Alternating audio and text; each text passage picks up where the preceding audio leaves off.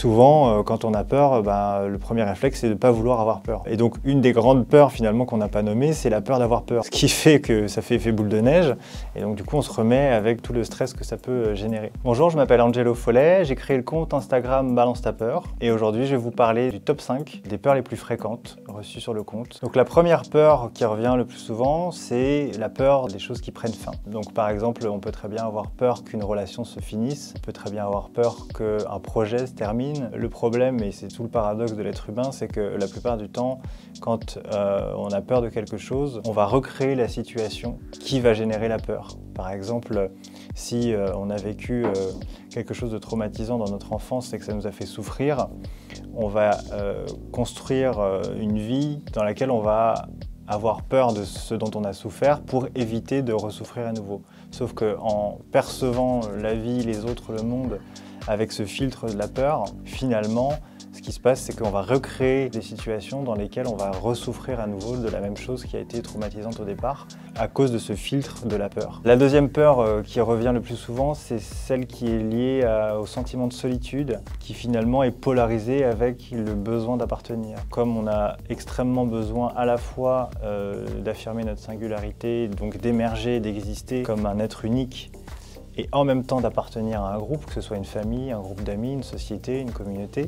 Cette singularité qui cherche à s'exprimer, qui cherche à exister, elle nous met dans des circonstances qui font qu'on va peut-être pas être reconnu par nos pairs. Et du coup, voilà, on va être tiraillé entre le besoin de s'affirmer et le besoin d'être approuvé. Et on a besoin des deux. Sauf qu'on ne peut pas faire les deux en même temps. La troisième grande peur qui revient beaucoup, c'est la notion qui est collée à la liberté, c'est-à-dire la responsabilité. On ne peut pas passer à côté de la responsabilité de ce qu'on dit, de ce qu'on fait, de ce qu'on ressent, de la manière dont on agit dans le monde, du fait d'avoir un impact, quel qu'il soit, dans notre environnement extérieur. Je vais forcément ressentir le poids de la responsabilité avec éventuellement la peur de m'être trompé, la peur de mal faire, etc. En général, notre réflexe pour survivre, malheureusement, ça va être de nous déresponsabiliser, c'est-à-dire de renoncer à notre liberté, à notre libre arbitre, pour ne pas porter le poids de la responsabilité qui va avec. La quatrième peur qui revient le plus souvent, c'est tout ce qui va être lié à l'idéal et à la perfection. Il y a beaucoup de personnes qui ont peur de s'exprimer ou de lancer un projet, justement parce que cette quête de perfection va être plus forte que d'accepter que les choses ne seront certainement pas parfaites, elles ne sont certainement pas idéales. Donc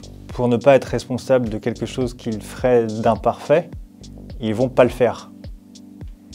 Et en ne le faisant pas, ils se mettent dans l'échec. On va juste dans un fantasme en fait. Et la cinquième peur, c'est la peur de l'absurdité du monde, la peur de l'absurdité, la quête de sens. Il peut y avoir des fois des crises de passage, des moments de vie où on va être dans une perte de sens par rapport à un travail, par rapport à une relation, par rapport à une identité. Et les crises de passage, en fait, c'est des moments où justement on remet en question le sens de notre vie, le sens qu'on donne aux choses, la vingtaine, la trentaine, la parentalité, la ménopause. Moi, ce que j'aime, c'est l'idée de traverser ces peurs, déjà en les exprimant, et puis aussi en se laissant la place de les vivre, mais aussi qu'elles ne nous empêchent pas de faire les choses et d'accomplir des choses et de réaliser des choses et d'exister. Souvent, quand on a peur, le premier réflexe, c'est de ne pas vouloir avoir peur. Et donc, une des grandes peurs, finalement, qu'on n'a pas nommées, c'est la peur d'avoir peur. Ce qui fait que ça fait effet boule de neige, et donc, du coup, on se remet avec tout le stress que ça peut générer. Donc, l'idée, c'est que la peur, c'est une émotion. C'est OK d'avoir peur de ne pas trouver de sens à ce moment-là, parce que c'est nécessaire pour, justement, redéfinir